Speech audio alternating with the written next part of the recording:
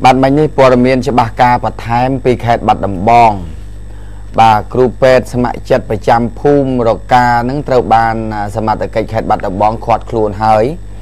ឥឡូវនេះកំពុងតែធ្វើការសាកសួរនៅអធិការដ្ឋាននគរបាលស្នងការនគរបាលរាជខេត្តបាត់ដំបងចា៎បាទហើយចង់រាជធានីភ្នំពេញបាទនៅខេត្តបាត់ដំបងអញ្ចឹងឥឡូវនេះគ្រាន់តែហៅគាត់ទៅសាកសួរជុំវិញនឹងរឿងរ៉ាវទាំងអស់ហ្នឹងបើសិនជាគាត់ពាក់ព័ន្ធនឹងរឿងការចាក់ថ្នាំហ្នឹងធ្វើឲ្យឆ្លងមេរោគអេដសម្រាប់អ្នកភូមិមែនគាត់នោះនឹងមិនរួចខ្លួនទេប៉ុន្តែបើសិនជាគាត់មិនពាក់ព័ន្ធទេអាហ្នឹងគាត់ត្រូវរួចខ្លួនហើយបាទ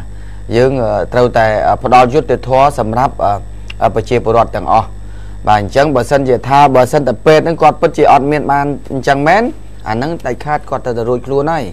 បាទมันអាចយកគាត់យកលេសដើម្បីចាប់ខ្លួនគាត់ទេតែបើសិនជាថារកឃើញមែនអាហ្នឹងគាត់ទៅតែប្រឈមចំពោះផ្លូវច្បាប់ដែលធ្វើឲ្យប្រជាពលរដ្ឋទៅសេវាសុខភាពសេវាព្យាបាលបែរជាទទួលនៅជំងឺមកវិញបាទអានេះហ្នឹងទៅទទួលទោសដែលអ្នកដែលធ្វើឲ្យប្រជាពលរដ្ឋគាត់កំពុងតែរងគ្រោះដោយសារជំងឺបាទហើយបន្ទាប់មកទៀតមិញនេះតាមព័ត៌មានមកមិញនេះគឺសមត្ថកិច្ចកំពុងតែធ្វើការឡោមព័ទ្ធនៅផ្ទះលោកថោងសារ៉ាត់នៅចាក់រែក្រោមនេះគឺកំពុងតែស្វែងរកនៅភ័ស្តុតាងបន្ថែមទៀតហើយបើព័ត៌មានចុងក្រោយសមត្ថកិច្ចខ្សឹបប្រាប់ថាដូចជាលោកថោងសារ៉ាត់មិនទាន់ជាចេញទៅក្រៅទេបាទប៉ុន្តែទោះបីអាជ្ញាធរក្រសួងមហាផ្ទៃគាត់សូមឲ្យសហការជាមួយនឹងប៉ូលីសអ៊ីនតឺប៉ូលក៏ដោយប៉ុន្តែដោយសារតែខ្លាចក្រែងលោកថោងសារ៉ាត់ហ្នឹងគេចខ្លួនចេញទៅក្រៅប្រទេសបាទបើនៅក្នុងប្រទេសគឺតួនាទីរបស់សមត្ថកិច្ចនៅក្នុងប្រទេសប៉ុន្តែបើថាក្រៅប្រទេសគឺសហការជាមួយនឹងប៉ូលីសអ៊ីនតឺប៉ូលបាទអញ្ចឹងនេះគឺជាមុខផ្ទះរបស់លោកថោងសារ៉ាត់999នៅចន្ទរែក្រោមដែលសមត្ថកិច្ចកំពុងតែធ្វើការឡោមព័ទ្ធបន្ថែមទៀតដោយសម្អាងថានៅមានភ័ស្តុតាងពិសេសជាច្រើនដោយសារផ្ទះនេះគឺជាផ្ទះដែលគាត់រស់នៅប្រចាំថ្ងៃបាទផ្ទះសំខាន់របស់គាត់បាទកន្លែងផ្ទះផ្សេងទៀតគ្រាន់តែគាត់ទៅធ្វើការម្ដងម្កាលប៉ុន្តែផ្ទះនេះគឺផ្ទះប្រចាំថ្ងៃបាទអញ្ចឹងឥឡូវសមត្ថកិច្ចគាត់មិនទាន់ដឹងថាតើគាត់ឆែកឆេរឃើញអ្វីទៀតទេបាទហើយបញ្ចប់រឿងហ្នឹងយើងងាកមកមើលមួយរឿងមួយទៀតដែលសមត្ថកិច្ចគាត់ចាប់ឡានដឹកជ្រូកចូលមកក្នុងក្រុងភ្នំពេញថាឡាននេះកំពុងតែដឹកជ្រូកចូលក្នុងប្រទេសដោយគ្មានច្បាប់ទម្លាប់បាទឡានដឹកជ្រូកមកពីប្រទេសវៀតណាមត្រូវបានឃាត់ដោយពេទ្យសត្វនៅជិតជាផ្កាដូងជិតស្ពានដែកត្រូវបានឃាត់កាលពីព្រឹកមិញហ្នឹងម៉ោង 7 ព្រឹកទៅហើយបើតាមសមត្ថកិច្ចគាត់មិនទាន់បង្ហាញពីឯកសារច្បាស់លាស់ថាតើពាក់ព័ន្ធនឹងរឿងការចាប់ឃាត់ជ្រូកនាំចូលមកនេះគឺដោយហេតុផលច្បាប់ទម្លាប់អ្វីខ្លះនោះទេប៉ុន្តែ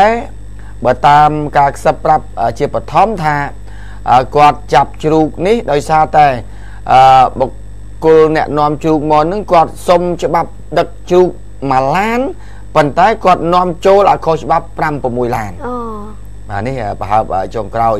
ប៉ុន្តែមិនទាន់ច្បាស់លាស់ទេព្រោះទៅចាប់ភ្លាមមិញនេះនៅកន្លែងពេទ្យសត្វជាផ្កាដូងឡើយបាទអញ្ចឹងគាត់ចង់និយាយថាសមុទ្រនាំចូលជ្រូកមួយឡានប៉ុន្តែអត់មានច្បាប់ 6-7 ឡានបាទអញ្ចឹងតាក់ទងនឹងការនាំចូលវាមិនបញ្ហាទេសំខាន់ទី1មានច្បាប់ឬអត់ទី2ការពិនិត្យឆ្លងកាត់នៅពេទ្យសត្វដែរឬទេជៀសវាងកុំឲ្យនាំជ្រូកមានជំងឺចូលក្នុងប្រទេសបាទជៀសវាងកុំឲ្យនាំតំណែងខូចគុណភាពចូលក្នុងប្រទេសអានេះតែជាបញ្ហាត្រូវការពារសុខភាពសុខភាពប្រជាពលរដ្ឋបាទដូចរឿងសុខាភិបាលដូចជារឿងពេទ្យមិនអញ្ចឹងបាទនៅខាងបាត់ដំបងអញ្ចឹងនេះតាក់ទងអំពីបញ្ហាសុខភាពចំណីអាហារអញ្ចឹងបើសិនជាអនុញ្ញាតឲ្យនាំចូលប៉ុន្តែมันមានការត្រួតពិនិត្យគុណភាពมันមានការត្រួតពិនិត្យឆ្លងកាត់ពេទ្យសត្វនោះហើយដែលជាបញ្ហាសម្រាប់ដូចជានាំគ្រាប់បែកប៉ារ៉ាម៉ាណូចូលស្រុកខ្មែរអញ្ចឹងបាទព្រោះនាំចំណីអាហារចូលប្រជាពលរដ្ឋហូបគ្រប់គ្នាទៅងាប់អាណាគេជាពលរដ្ឋនឹងឯងបាទនេះហើយតែជាបញ្ហាត្រូវពិចារណាទាំងអស់គ្នាត្រូវតែគិតអំពីសុខភាពប្រជាពលរដ្ឋទូទៅ បាទតោះឲ្យខាងសេឡាម្ដងបាទខាងខ្ញុំដូចវែងជើណាយើងតចូលទៅព័ត៌មានបន្តទៀតករណីចេញពីច្រៀងក្រៅអូខេបរយន្តឡើងលើរង្វង់មូលជ្រោយចង្វាបរិម្នាក់អាយុប្រមាណ30ឆ្នាំទើបនឹងចេញពីច្រៀងក្រៅអូខេហើយបរយន្តហោះរំលងហ្វូនច្បារពុះចៃផ្លូវឡើងទៅលើរង្វង់មូលជ្រោយចង្វាដែលកំពុងតែហ្វាំងអត់តរួចរាល់ធ្វើឲ្យរថយន្តបែកកង់ទាំង4បើកទៅមុខលេងរួចកាលឡើងនៅវេលាម៉ោង 2:30 នាទីរំលងអត្រិតឈានចូលថ្ងៃទី18ធ្នូតាមផ្លូវជាតិលេខ6ចំណុចច្រមុះជ្រូករង្វង់មូលជ្រោយចង្វាសង្កាត់ជ្រោយចង្វាខណ្ឌជ្រោយចង្វាប្រភពព័ត៌មានពីអ្នកបើកបរយន្តបានដឹងថាមុនពេលកើតហេតុរូបគេបរយន្តម៉ាកកូរ៉ូឡាប៉ូសទើបនឹងចេញពីច្រៀងក្រៅអូខេវ៉ាហ្វីនតោនទៅដល់ពីកាតាលិចមកដល់ចំណុចច្រមុះជ្រូកជ្រោយចង្វាជាផ្លូវកោងរថយន្តមិនបានចាកង់ទៅតាមផ្លូវបានបើកឡើងលើហ្វូនច្បារពុះចៃផ្លូវឆ្លងផុតហ្វូនហើយរថយន្តបើកទៅបុកខឿរង្វង់មូលជ្រោយចង្វាចាឡើងទៅលើរង្វង់មូលថែមទៀត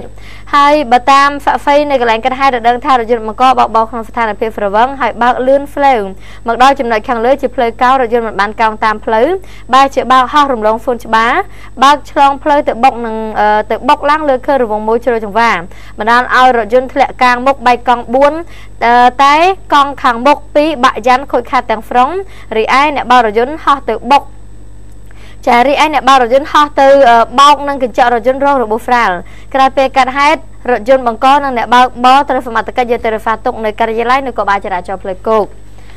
ចាចូលទៅករណីមួយទៀតដឹកក្មួយមកពីច្រៀងក្រៅអូខេត្រូវចោលភ្ជង់ប្លន់យកម៉ូតូមួយគ្រឿងបរិម្នាក់ជិះម៉ូតូដឹកក្មួយ2នាក់មកច្រៀងចាមកពីច្រៀងក្រៅអូខេត្រូវជន់សង្ហ្វៃវាយមួយស្នាប់កំភ្លើងបែកក្តោងច្រមុះប្លន់យកម៉ូតូស្កូពីមួយគ្រឿងកាលពីវេលាម៉ោង 1:20 នាទីរំលងអត្រិតឈានចូលថ្ងៃទី18ធ្នូមកផ្ទះលេខ112វត្តផ្លូវលេខ261សង្កាត់ទឹកឡក់ទី3ខណ្ឌទូកងប្រភពព័ត៌មានពីជនរងគ្រោះបានបង្ហាញឲ្យដឹងថាមុនពេលកើតហេតុគាត់ជិះម៉ូតូស្កូពីពណ៌ទឹកសមុទ្រពាក់ផ្លាកលេខភ្នំពេញ1 AF 4344ជា3នាក់ដឹកក្មួយប្រុស2នាក់ចេញពីច្រៀងក្រៅអូខេអេហ្វីបបើកបរទាំងមានធំក្លិនហ្វ្រាធ្វើដំណើរតាមផ្លូវលេខ261ពីត្បូងទៅជើងហើយក្នុងគោលបំណងគឺត្រឡប់ទៅផ្ទះវិញមកដល់ចំណុចខាងលើក៏ហ្វ្រាតែមានជនហ្វាំងហ្វៃមានគ្នា6នាក់ជិះម៉ូតូ2គ្រឿងអត់ចាំម៉ាកដោយប្រដាប់ដោយដាវហ្វាំរ៉ាយកទៅភ្ជង់តែជនរងគ្រោះអត់ខ្លាចក៏ត្រូវជនហ្វាំងហ្វៃដកកំភ្លើងភ្ជង់ហើយវាយនឹងស្នាប់កំភ្លើងបណ្ដាលបែកក្តោងច្រមុះចំណែកក្មួយប្រុសទាំងពីរអ្នករងរបួសស្រាលក៏ត្រូវជនហ្វាំងហ្វៃប្លន់យកម៉ូតូទៅបាត់ក្រោយពេលកាត់ហេតុសមត្ថកិច្ចមិនទាន់ទៅដល់ទេមានអ្នកយកព័ត៌មានចាទៅដល់មុនហើយបានថតទស្សនភាពកន្លែងកាត់ហេតុនិងរូបជនរងគ្រោះស្រាប់តែបរិសុទ្ធជាម្ចាស់ម៉ូតូបាននិយាយថាចោលប្លន់យកម៉ូតូរបស់ចោលប្លន់យកម៉ូតូរបស់ខ្ញុំមិនមែនប្លន់ម៉ូតូអ្នកកាហ្វេទេហាមថតរូបភាពរបស់គាត់ចាយកទៅចុះផ្សាយព្រោះគាត់មិនចង់ចេញមុខតាមទូរទស្សន៍និងសារព័ត៌មានទេបើហ្វិនជាឃើញមានរូបភាពរបស់គាត់ផ្សាយតាមទូរទស្សន៍និងសារព័ត៌មានគាត់នឹងប្តឹងហើយចាបន្ទាប់មកសមត្ថកិច្ចមកដល់បាននាំជនរងគ្រោះទៅដាក់ពេលបណ្ដឹងតែជនរងគ្រោះបានប្រាប់ថាមិនទាន់ទៅទេព្រោះមានអ្នកយកព័ត៌មានថតរូបគាត់ច្រើនពេករងចាំអ្នកយកព័ត៌មានឈប់ថតចាំគាត់ទៅដាក់ពាក្យបណ្ដឹងមានអញ្ចឹងដែរណាគឺគាត់នយោព័ត៌មានសោះអូបាក់ម៉េះធ្វើការទៅជាមួយប៉ូលីសនោះទៅតែមិនបើចោលប្លន់ទៅហើយគេនិយាយតែព្រឹត្តិការណ៍ព័ត៌មានកើតឡើងតាអើយឥឡូវមកឆ្លោះជាមួយអ្នកសារព័ត៌មាននេះទៀតគាត់ស្វឹងតោះទៅចាចូលទៅមួយរឿងទៀតករណីអ្នករើសអេតចាយចាក់អ្នករើសអេតចាយដូចគ្នាពីចំពុះតុងចារងរបួសធ្ងន់បរិសម្នាក់ជាអ្នករើសអេតចាយត្រូវជន់បង្កជាអ្នករើសអេតចាយដូចគ្នាចាក់ពីចំពុះតុងចំកណ្ដៀតក្អមចាខាងស្ដាំរងរបួសធ្ងន់រយៈពេល2ម៉ោងអត់មានរថយន្តសង្គ្រោះរបស់ Clinic ឯកជននិងរថយន្តសង្គ្រោះរបស់មន្ទីរពេទ្យណាមួយទៅដឹកយកទៅព្យាបាលទេតតែមន្ត្រីនគរបាលប៉ុស្តិ៍ចំចៅខ្លាចហូរឈាមស្លាប់បានជួលរមាក់ម៉ូតូដឹកយកទៅព្យាបាលនៅមន្ទីរពេទ្យបង្អែកពោធិ៍ចិនតុងកើតឡើងនៅវេលាម៉ោង2រំលងអត្រិតចូលថ្ងៃទី18ខែធ្នូនៅរមូលចំចៅភូមិថ្នល់បំបីសង្កាត់ចំចៅជនរងគ្រោះមានឈ្មោះអាតកក្កដាអាយុ20ឆ្នាំមុខរបររើអេតចាយស្នាក់នៅតាមចិញ្ចើមផ្លូវមុខផ្ទះប្រជាពលរដ្ឋនិងលើរង្វង់មូលចំចៅស្រុកកំណើតនៅខេត្តស្រុកកំណើតនៅខាងខណ្ឌជ្រោយចង្វាមានប្រពន្ធឈ្មោះចនហ្វីណែតអាយុ17ឆ្នាំអ្នករើអេតចាយដូចគ្នាចំណែកជនដៃដល់មានឈ្មោះមុតមករាអាយុ21ឆ្នាំអ្នករើអេតចាយដែរដែលស្នាក់នៅតាមចិញ្ចើមផ្លូវនៅខណ្ឌពោធិ៍សែនជ័យប្រភពព័ត៌មានដឹងថាជនរងគ្រោះជនបង្កប្រកបរបររើអេតចាយដូចគ្នាហើយជាជនអនាថាដូចគ្នាដែលដេកតាមសម្រាប់ផ្ទះប្រជាពលរដ្ឋនៅរង្វង់មូលចំចៅកន្លងមក15ថ្ងៃមកហើយដែលជនរងគ្រោះបានសុំបរិយាជនបង្កជក់មួយដើមតែជនបង្កមិនបានឲ្យនោះទេលុះ ពេល3ថ្ងៃក្រោយមកទៀតជនបង្កឃើញជនរងគ្រោះហូបដំឡូងស្ងោរបានសុំជនរងគ្រោះហូបដែរហើយជនរងគ្រោះក៏បានឲ្យតែដំឡូង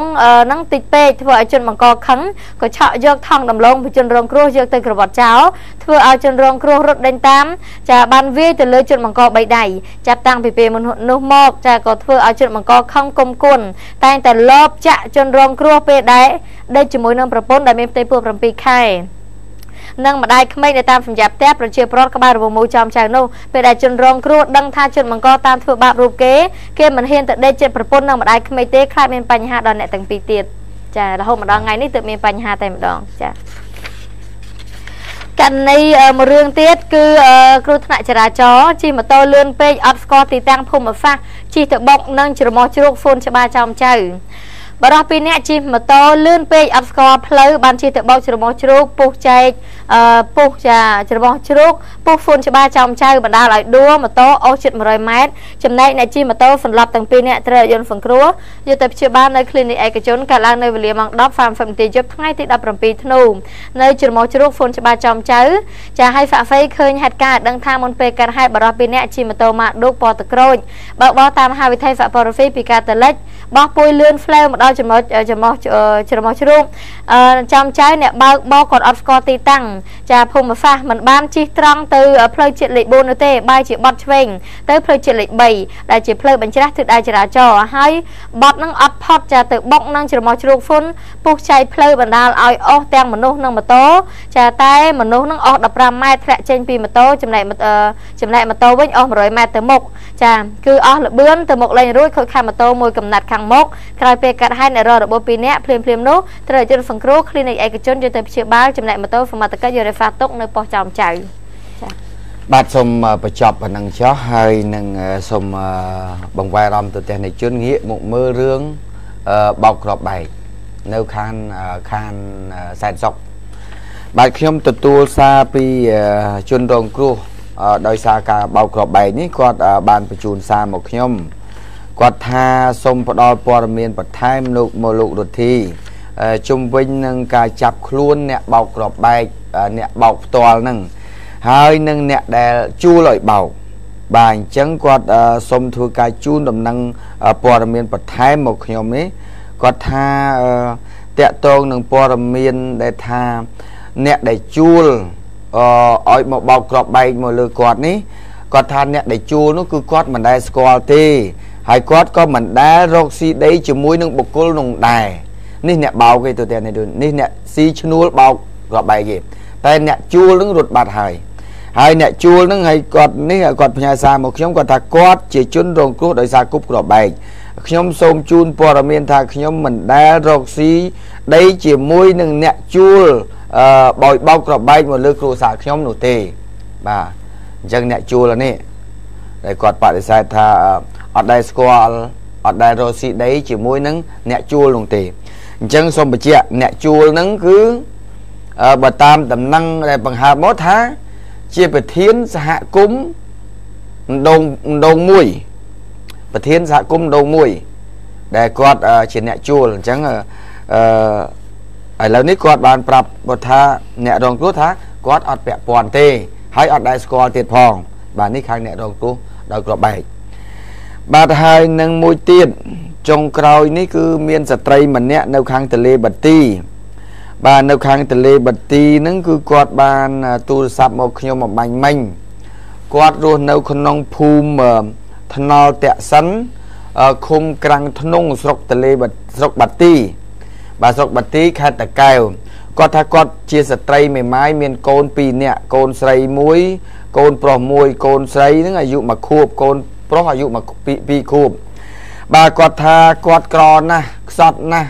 ឥឡូវដោយសារតែគាត់ពិការជើងមួយខាងផងគាត់ពិការជើងឆ្វេង